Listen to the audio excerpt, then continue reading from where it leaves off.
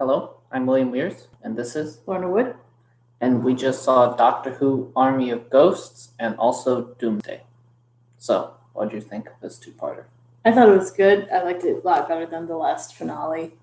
Um, I thought it was an interesting mix of tragedy and comedy at the end. There were a lot of other things. I'm sure everyone enjoyed that. A lot of other things along the way that I thought were interesting and good, like just that Rose's mother gets a lot of moments and kind of an arc there, and the way that the Torchwood thinks they're so in control. Actually, both the Torchwoods in both dimensions think that they're totally in control, and they're totally not. I think that's very typical of government, and especially espionage and CIA kind of things. Um, let's see. I like the wishful thinking about the ghosts. Um, I like the metal men versus Daleks, Cybermen, whatever they are. Anyway, versus Daleks. I thought that was fun. Yeah. Yeah. I imagine that when the Cybermen and Daleks are sort of having like a "we're better than you," well, actually, I bet that's based on fan arguments over who's better, the Cybermen or the Daleks. Yeah, it reminded me of the African American tradition of the dozens. They were inspiring, although it was all very British repartee, one-upmanship, a la Oscar Wilde, P.G. Wodehouse kind of thing. So I love that part. I love the writing. I also like that it had time for the second part was probably some of the most action-heavy episode we've seen, but it still had time for that whole connection between Jackie from, I guess, our dimension, though I don't remember that incident, so maybe that's also a different dimension than ours. What are you talking about? You don't remember what incident? I don't remember Daleks fighting Cybermen in our dimension. So I see. Yeah. Right, yes. Anyways, but I like that with Jackie meeting up with her husband. I can't Yes. remember his name. I loved when she said, "There's never been anyone else," and Mickey rolled his eyes. That was so great in the background.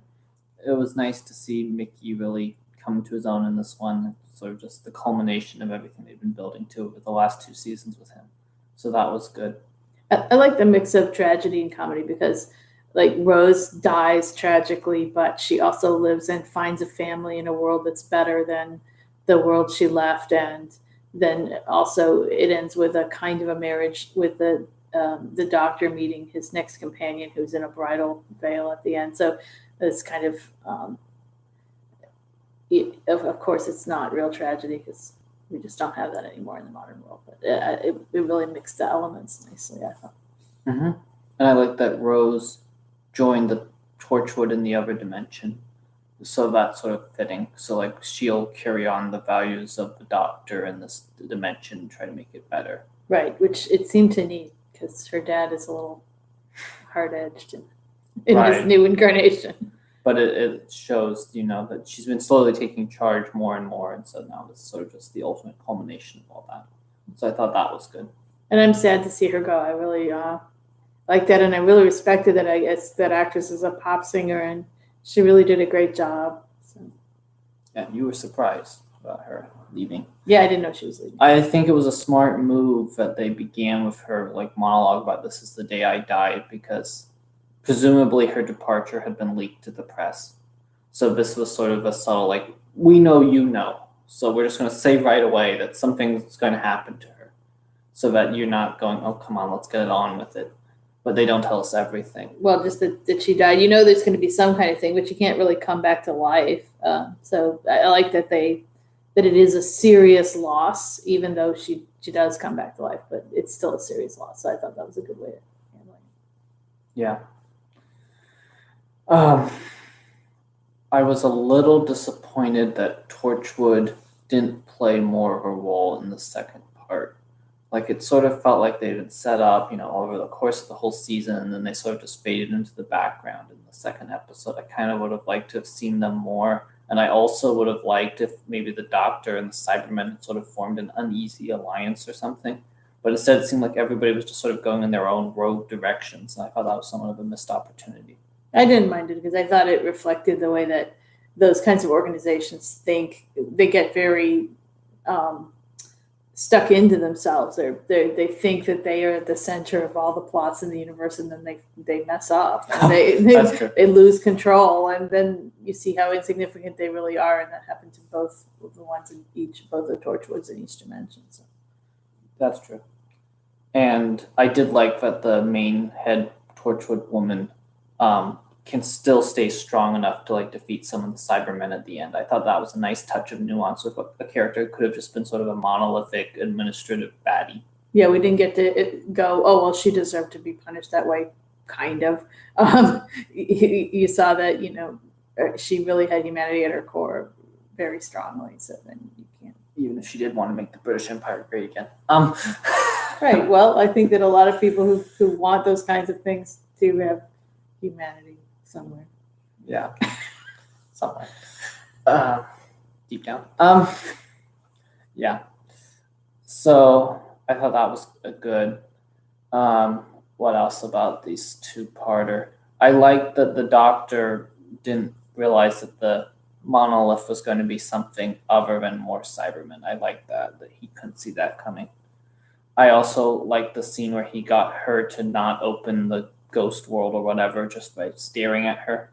I thought that was kind of well done, sort of. I can't remember reverse psychology. When was that? It was in the first part. He got who? Who's her? The Torchwood woman. Oh, thank you. I thought you meant Rose. I was trying to think of where he did that. Rose wasn't trying to think. But anyway, yeah. So he's like, okay, I give up. I'm just gonna let you do it, and then that works. I like that bit. Well, he had to be somebody with limitations. They had to build up to where he can't. He has to make a sacrifice in order to save Wolf. Yeah, I felt this finale, similar to the last finale in terms of good things about the last finale, worked on the thematic level of all of season 2, which was all about how the Doctor is immortal and people get left behind. And so then this sort of just brings that to the fore in the finale. So I thought that was well done. Yeah, I'm glad that Rose didn't suffer the same fate as the last companion that came back on the show. So, in a way, well, she gets to live her best life that she would have lived if she had more advantages and her father had died. Mm-hmm. So, anything else with this two-parter? No, they brought in Bad Wolf again. we never did really find out what the heck that was all about, but okay. I did like the scene where Rose sort of intimidates the Daleks by talking about what she did to their Emperor. I thought that was a nice beat. Anyway, so I give this episode an A-. Really? Why A-? Just because I would have liked to have a little more interest with the Doctor potentially creating an uneasy alliance with the Cybermen. I think that would have been a little more interesting than just Cybermen versus Daleks versus Doctor versus Torchwood. I just would have liked to have had a little more dialogue. I don't know. I thought the plot worked well, that it made sense. I mean, of course, void matter is ridiculous, but it made sense that if they come through the void, they can go back to the void. I mean, it's like a 92. And A has to be something where I think there's some sort of. There wasn't that much cerebral about it, I didn't think. No, I think the closest we got was the dozens between the Cybermen and the Daleks. Yeah, so it was a very fun show, but an A for me has to have something cerebral that I'm actually thinking about in terms of after the episode. Oh, I'm going to give it an A. I would give it an A+, but at times it seemed a little slow to me. Is that wrong? I guess the endless shots of the cyber. Right, it's a little action, a little bang bang. Yeah, which to me is slow. I guess other people experience that as exciting. I mean, I'm sure it was absolutely thrilling for fans who'd grown up in the 70s and 80s to see Daleks and Cybermen fight. I mean, like it would be like for me if the Borg and the Dominion from DS9 finally fought. I would have a geek out moment over that. Because I'm stupid. But anyway, I say nothing. It would be fun. I don't know what your equivalent would be. Elizabeth Bennet having a duel with Becky Sharp verbally. But anyway, I'm giving it an A, both because I liked it and because I always reward improvement, and I really liked it much better than the finale from the first. The emotions work better here. Yeah. So, having said that, so let's talk about this season. Just a little bit. So after 13 episodes, has Tennant grown on you at all, or do you still not like him compared to Eccleston? I think, okay, I think the things that irritated me about him, his eye rolling and I don't know, are less irritating. But I mean, he doesn't do anything for me. I don't, even if I were, that age again, when you develop crushes on screen figures, I mean, well, I guess I still could, but I don't know. But I tend not to as much. Anyway, I don't think I would develop one on him because it's just not my type. But that didn't mean, yeah. So I would say I didn't really feel his emotions that much, but because Rose is so emotional, and he also always has to kind of pull himself back from that so that he can remain functional. And with Eccleston, I thought you really saw the effort involved, and maybe that was also the scripts that they wrote for that season. But with him, I always feel like, okay, he's like, okay, put it behind him and move on. And I did feel a little bit at the end, but I thought that was mainly coming from Rose, that she presses her head against the wall and then he presses his back. But yeah, I didn't really feel emotionally bonded to his character the way I did to Rose's. So yeah, sorry. I'm just curious. Is that something people have talked about? I don't know. Yeah, and I certainly don't feel like he's sexy or anything. Sorry. No. All you Tennantians. Well, I suppose there are people who do, right? Oh yeah, he's considered the most sexy doctor. Yeah. Yeah. I think. I don't know. But I feel like Tennant does carry things with him. It's just not always to the surface. I don't know. I feel like that he is carrying things so that he tries to conceal it by acting so bouncy. Right. I mean, I see that, but that means I just didn't get a chance to really feel it. So I'll be curious to see, because I imagine, each season the tragedies are going to start mounting up for him. And he's already lost one of the loves of his life. So it'll be interesting to see if that continues to, just keeps building and weighing on him. So I thought he worked for me. He was fine, but fine is different from wow.